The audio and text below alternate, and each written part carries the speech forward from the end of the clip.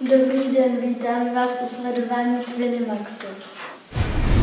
Tentokrát je pořad věnován Velikonocům. Slaví se Velikonoce stejně v České republice i na Slovensku. Letos jsme ve škole neměli žádný celoškolní velikonoční projekt jako v minulých letech. Ale velikonoční prodej výrobků se uskutečnil a i tradiční hledání zajíčkova pokladu. Letošní Velikonoce byly studené, dokonce padal i sníh. Velikonoční zajíček mohl vypadat i takto. V našich domácnostech se tradičně pečou mazance, beránek a někdo dělá i perníčky. Barvení vajíček má dlouhou tradici. Na ty se nezapomíná v žádné rodině. A i ve škole je malování vajíček oblíbenou činností. A pak se může stát takovýhle zázrak jako nám.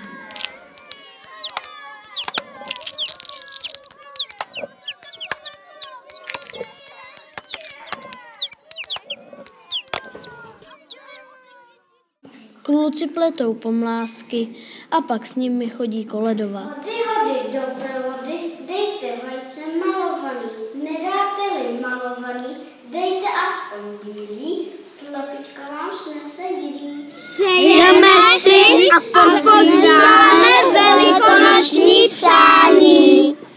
Veselé Velikonoce!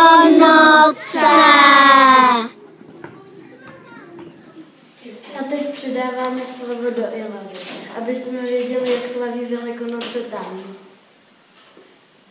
Velikonec patrí aj na Slovensku spolu s Vianocami k najkrajším sviatkom v roku. Rodina opäť získava príležitosť zísť sa spolu a práve v tieto dni si uctievame tradície viac ako po iné menšie sviatky.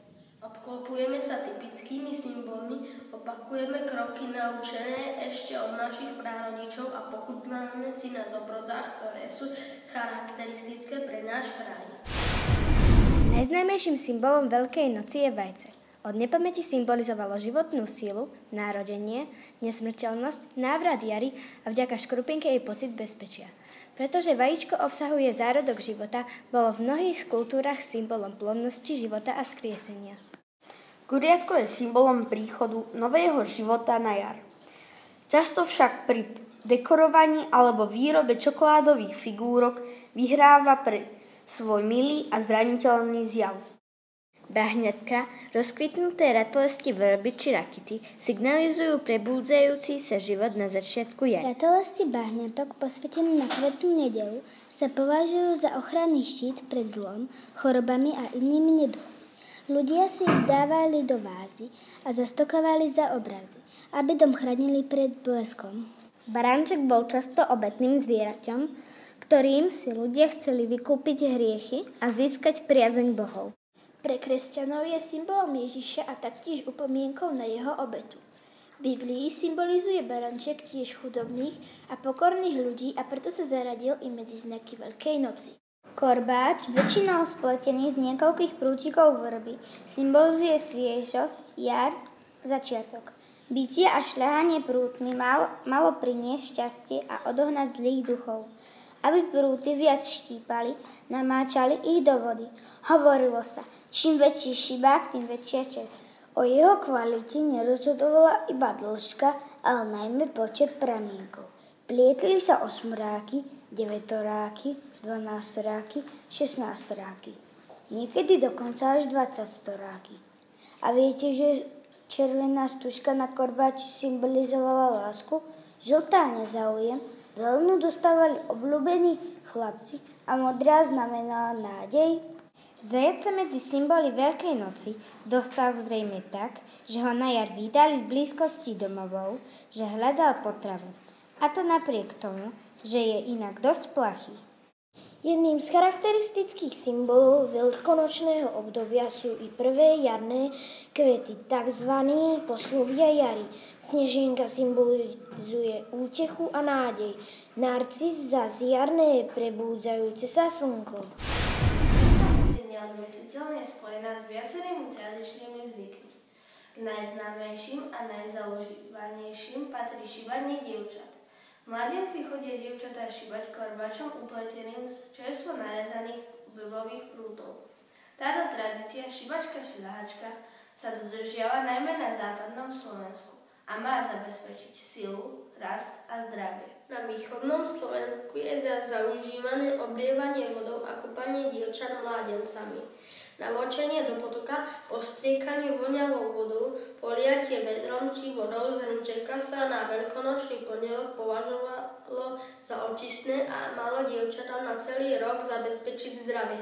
V našich končinách sa obe tieto tradície prelínajú a dievčatám sa uvidie aj z jedného, aj z druhého.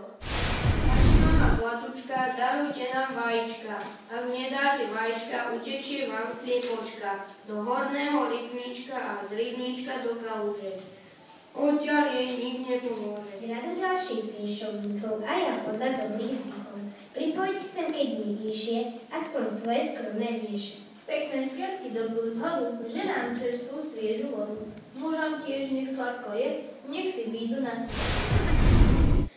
Pred veľkonočnom období sa pravidelne na našej škole koná prehliadka žiackych výtvarných prác spojená s ich predajom. Aj v tomto školskom roku nás naši žiaci prekvapili nápaditosťou svojich výrobkov. Jedni uprednostnili prírodné materiály so zemitými odtienmi, ktoré sa hodia do každej domácnosti. Iní stavili na pestrosť a farebnosť. Žiaci pod vedením svojich pani učiteľov zas dokázali, že aj keď premenlivé počasie zďaleka pravú jar nepripomína, dokážu si jej atmosféru ľahko navodiť. Stačí len pár šikovných rúk a trošku trpezlivosti. Týždeň pred kvetnou nedeľou patrí v ľudových zvykoch tzv. Smrtnej nedeli. Nazvali ju podľa vynášania smrtky, ktorá má v jednotlivých oblastiach Slovenska rôzne mená, od tradičného morena cez marmuriena alebo marmariena na Liptove až po barborenu na Spiši. Tento zvyk vznikol na základe predstav našich predkov, že zimu treba premôcť. Táto tužba sa spájala s prebúdzaním prírody. Morena symbolizovala zlé vlastnosti zimy, choroby a rôzne neduhy. Príznačné pre chladné obdobie.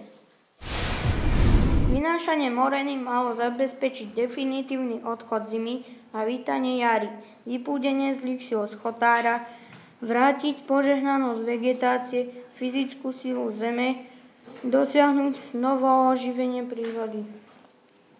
Túto tradičnú ľudovú zvyklosť sme sa pokúsili oživiť aj my. V stredu 27. marca sme sa šli pred školou, aby sme spoločne vyhnali zimu z chotára. Najskôr sme si v krátkosti pripomenuli pôvod tohto sviatku a potom sme sa za spevu všetkých detí pobrali k váhu. V nesení moreny sme sa spravodlivo striedali. Naše vinše a piesne sa niesli celou Ilavou.